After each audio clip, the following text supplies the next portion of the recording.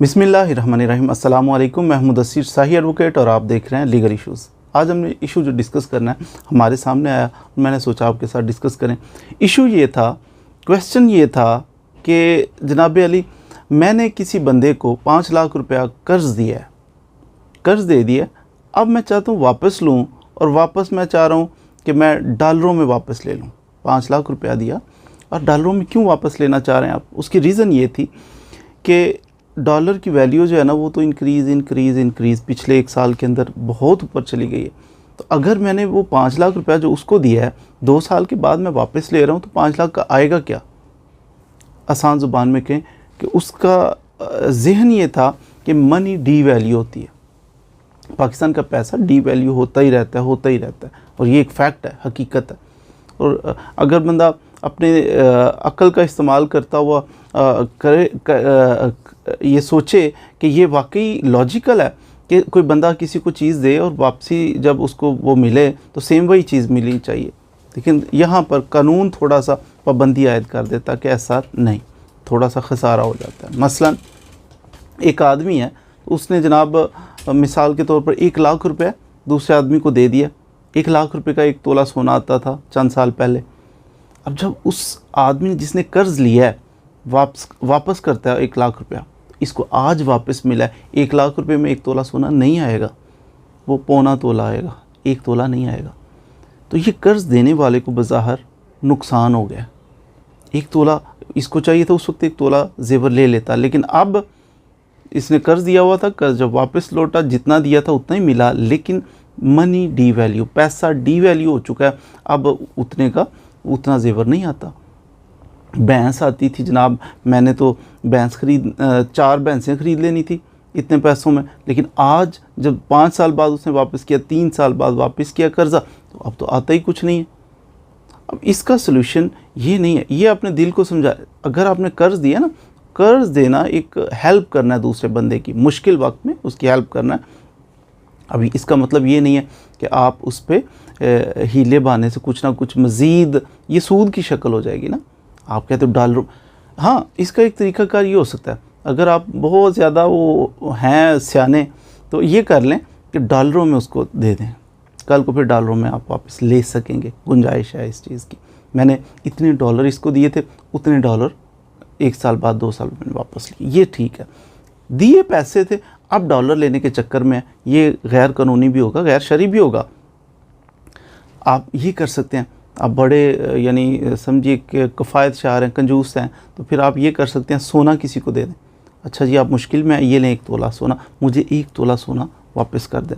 ये 2 साल बाद भी जब आपको 2 तोला सोना वापस करेगा तो फिर ज़ाहिर है उस डी वैल्यू तो नहीं ना, सोना तो उसकी वैल्यू तो बढ़ती जाती है ना, तो आपका ये वहम भी दूर हो जाएगा कि डी वैल्यू मेरे पैसे हो गए, मेरा नुकसान हो गया। नुकसान नहीं, ये फ़ायदा ही होता है एट दी एंड। तो अब मैंने ये समझा दिया इस बंदे को कि नहीं, आपने अगर पैसे उसको दिए थे, 5 लाख रुपया दिया था, तो 5 लाख रुपया ही आपको वापस मिल गया, दैट इज़ सफिशेंट। इसका मतलब डी वैल्यू हो गया था। उस वक्त 5 लाख कितनी चीज़ें आती थी, आज के दौर में 5 लाख की चीज़ें कम आती हैं। ये चीज़ें गैर कानूनी है, ये सूद की एक शक्ल बन जाएगी। अगर कहते हो ना 5 लाख मुझे दिया है तो साथ 50,000 और दे दो, 1 लाख रुपया और दे दो, तो ये गैर कानूनी हो जाएगा। कानून इसको डील करता है the Punjab prohibition of private money landing act 2007, इसका सेक्शन 4 है। ये कहता है कि अगर कोई बंदा सूद का कारोबार करता है, पैसे लोगों को देता है, ले लें जी पैसे, कर्जा आपको मुश्किल में, ये लें कर्जा, आपको भी चाहिए, ये लें कर्जा, ये कारोबार कर रहा है, लेकिन साथ ये कहता है कि जितने पैसे मैं दे रहा हूँ इस पर इतना इंटरेस्ट भी मुझे देना है, मनी डी वैल्यू या कोई भी बहाना ये लगाता है, तो मुझे फिर जो आप ले रहे हैं उससे ज़्यादा पैसे रिटर्न कर। इसको कहते हैं प्राइवेट मनी लैंडिंग, प्रोहिबिटेड है। हाँ, ये जो बैंक्स हैं, जो हमारे इंस्टीट्यूशंस हैं, ऐसे फाइनेंशियल इंस्टीट्यूशंस, इनको लाइसेंस मिलता है, ये काम कर सकते हैं गवर्नमेंट की प्रायर परमिशन से, और इनके ऊपर चेक होता है फिर स्टेट बैंक का। स्टेट बैंक की अंडर ये काम करते हैं, स्टेट बैंक देखता है क्या कर रहे हैं, क्या पॉलिसी बना रहे हैं, कितना इंटरेस्ट ले रहे हैं, कितना दे रहे हैं, वो सारा उसकी सुपरविजन में। ये अपनी मर्ज़ी से बैंक्स भी नहीं कर सकते। तो लाइसेंस के बगैर अगर कोई बैंक नहीं है, कोई फाइनेंशियल इंस्टीट्यूशन नहीं है, बंदा प्राइवेटली कहे कि मैं सूद पे पैसे देता हूँ, उनसे सूद लेता हूँ, तो ये एक जुर्म है। Section 4 the Punjab prohibition of private money landing act 2007 और सेक्शन 4 कहता है कि ऐसे बंदे को 10 साल तक कैद की सज़ा हो सकती है और साथ ही इसको 5 लाख रुपया जुर्माना भी हो सकता है ऐसे बंदे को जो यूं सूद कहता है कि पैसे दिए हैं तो ज़्यादा पैसे मुझे लौटाओ।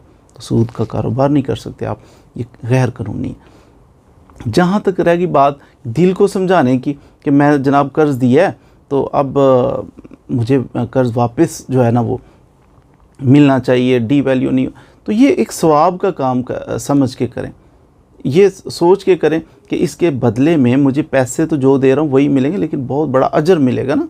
हुज़ूर सल्लल्लाहु अलैहि वसल्लम ने इरशाद फरमाया कि कर्ज़, जो बंदा किसी को कर्ज़ देता है ना और कर्ज़ लेता है, जो बंदा किसी से कर्ज़ लेता है इसको चाहिए, आपने रहनुमाई फरमाई कि इसको चाहिए कि जिससे कर्ज़ लिया हुआ है, जिसने इसको कर्ज़ दिया हुआ है, उस बंदे के लिए कसरत से दुआ किया करे।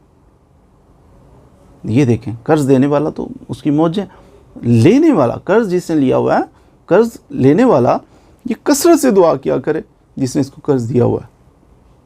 फिर ये भी मफ़हूम है हदीस मुबारका का कि कोई बंदा सदका देता है, उससे कर्ज़ देना जो है, कर्ज़ इसका 18 गुना, अगर सदका देने का 10 गुना सवाब है ना, 10 गुना अजर है, तो इसका कर्ज़ देने का 18 गुना अजर है।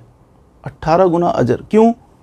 क्योंकि सदका तो लेगा कि जो मुस्तहिक है, गरीब है, लेकिन कर्ज़ वही लेगा जो बहुत मजबूर है। अगर उसका गुजारा होता तो वो जाके कर्ज़ ना लेता, उसे पता है कल को लौटाना भी पड़ेगा। सदके वाले को ये नहीं होती फ़िक्र के लौटाना है, वो कबूल कर लेते हैं, आओ जी देते जाओ। कर्ज़ वाले को ये टेंशन होती है कल को लौटाना है, तो ये मजबूर होकर ही बंदा कर्ज़ लेता है। 18 गुना सवाब है। मिसाल के तौर पर अगर कोई बंदा आपका कर्ज़ लिया ताख़ीर से वापस करता है, थोड़ी देर कर देता है, तो ऐसी सूरत हाल में क्या होगा? आपने फरमाया जब बंदा सपोज़ 1 माह के लिए उसने लिया, 1 महीना गुजर गया, अब उससे आगे 1 दिन, 2 दिन, 3 दिन, 4 दिन, उससे ऊपर जितने दिन कर रहा है ना, हर दिन आपको मिसाल के तौर पे 10 लाख रुपए आपने उसको कर्ज़ा दिया हुआ है, 1 दिन ऊपर हो गया, अब आपको हर दिन जितना आपने कर्ज़ा दिया है उससे आधा, यानी 5 लाख, 10 लाख कर्ज़ा दिया हुआ है, हर रोज़ 5 लाख रुपया सदका करने का सवाब मिल रहा है आपको। तो ये कैसा एक बोनस नहीं लग जाता जो बंदा किसी को कर्ज़ा देता है। बल्कि क़यामत वाले दिन अल्लाह ताला की ज़ात, एक बंदा अल्लाह की बारगाह में पेश होगा, जी आपके पास कोई नेकी, उसके पास कोई नेकी भी नहीं होगी, लेकिन सिर्फ एक नेकी होगी। मैं जब किसी को कर्ज़ा दिया करता था तो मैं उसको ढील देता था कि नरमी करता था, कोई बात नहीं, हो सकता मजबूरी है तो बेचारा पे नहीं कर सकता, मुझे वापस अभी नहीं कर सकता, नरमी करता था। अल्लाह ताला की ज़ात उस बंदे की इस एक नेकी की बेसिस के ऊपर बख्शिश फरमा देगी। कोई ये भी हदीस मुबारका में मिलता है कि कोई बंदा जो किसी का कर्ज़ा उतार दे या मुआफ़ कर दे, ऐसे बंदे को अल्लाह ताला की ज़ात क़यामत वाले दिन, जब बहुत एक टफ़ टाइम होगा, सख्त दिन होगा क़यामत का, उस दिन अल्लाह की ज़ात ऐसे बंदे को अर्श का साया अता फरमाएगी। अर्श का साया, ये साए में होगा, बाकी धूप में होंगे, गर्मी में होंगे, पसीनों में होंगे, और ये अर्श के साए में होगा। कौन? जो किसी का कर्ज़ मुआफ़ कर दे या किसी का कर्ज़ उतार दे। कमज़ोर आदमी देखा है, वो कहता है अच्छा आप पे कर्ज़, चलो मैं पे कर देता हूँ, आप खुश हो जाओ, रिलैक्स हो जाओ, उसका कर्ज़ इसने अदा कर दिया या इसने खुद लेना था, मुआफ़ कर दिया, अर्श का साया मिलेगा ऐसे बंदे को। दूसरी तरफ अगर ये अजर है कि अगर आप किसी को कर्ज़ दे रहे हो तो उसके बहुत फ़ज़ाइल हैं, बहुत ज़्यादा फ़ज़ाइल हैं। तो ये फ़ज़ाइल इकट्ठे करने के लिए हमने कर्ज़ देना है किसी को, इसलिए नहीं देना कि जितने पैसे दिए उससे डबल करके वापस लेने हैं।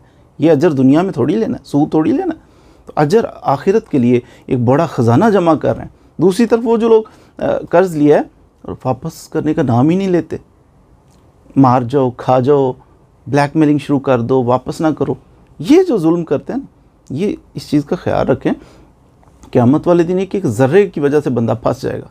तो ये कर्ज़ अगर लिया हुआ है और बिला ज़रूरत ये टाइम गुजार रहा है, वापस नहीं कर रहा, तो ऐसे बंदे को भी क़यामत वाले दिन बड़ी सख्त आजमाइश होगी। हुज़ूर सल्लल्लाहु अलैहि वसल्लम की हदीस मुबारका का मफ़हूम है कि कर्ज़ जो है वो शहीद को भी नहीं माफ़। कोई बंदा शहीद हो ना, अल्लाह की राह में जंग करता, वो अपनी जान दे दे, तमाम गुनाह उसके मुआफ़ हो जाएंगे, लेकिन कर्ज़ ये माफ़ नहीं होगा। ये क़यामत वाले दिन इसका हिसाब देना पड़ेगा, शहीद को भी देना पड़ेगा, उसके बहुत फ़ज़ाइल हैं शहीद के। यानी इससे बड़ा काम क्या होगा कि अपनी जान ही दे दे, अल्लाह के नाम पे अपनी जान वार दे। ऐसे बंदे की कितनी फजीलत होगी। लेकिन कर्ज़ फरमाया कि इसको भी मुआफ़ नहीं। तो आप कैसे, माफ़ नहीं होगा, ये क़यामत वाले दिन फंस जाओगे।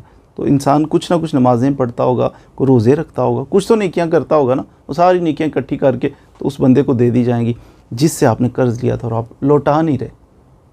बहरहाल इस पर एक सेपरेट डिबेट है कि जो कर्ज़ नहीं देता उसको कानूनी तरीके से भी कैसे, एक तो कर्ज़ देने से पहले थोड़ा सा एहतियात किया करें, लिख पढ़ लिया करें, तहरीर किया करें, 2 गवाहान की मौजूदगी में दस्तखत करके लिख के मैं 5 लाख रुपया फ़लाँ फ़लाँ आदमी को दे रहा हूँ, फ़लाँ गवाहान की मौजूदगी में, फ़लाँ तारीख, फ़लाँ दिन, फ़लाँ जगह पे बैठ के हमने इसको इतने पैसे दिए हैं। दूसरा, उससे अगर थोड़ा उस पर प्रेशर डालना है, फिर उसे कहीं चेक दे दो, जितने रकम दे रहे हैं उतने का चेक उससे ले लो, साथ बेशक मेंशन कर लें उस तहरीर के अंदर भी कर्ज़ दिया है और उसके बदले में मैंने ये चेक ले लिया है, ठीक है, इस तरह कर लें। या वैसे उससे चेक ले लें और साथ तहरीर लिखेंगे मैंने इतना कर्ज़ दिया, जब ये कर्ज़ लौटा देगा इसको वो चेक वापस कर देंगे।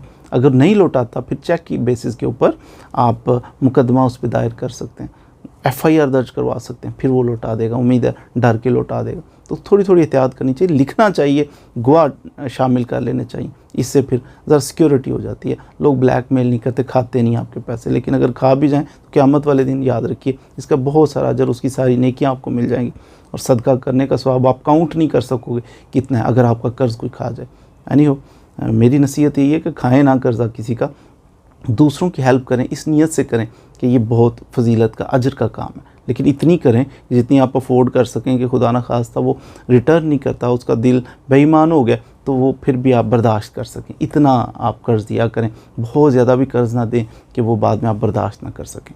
मज़ीद वीडियोज़ के लिए हमारे साथ रहिए। Thank you very much.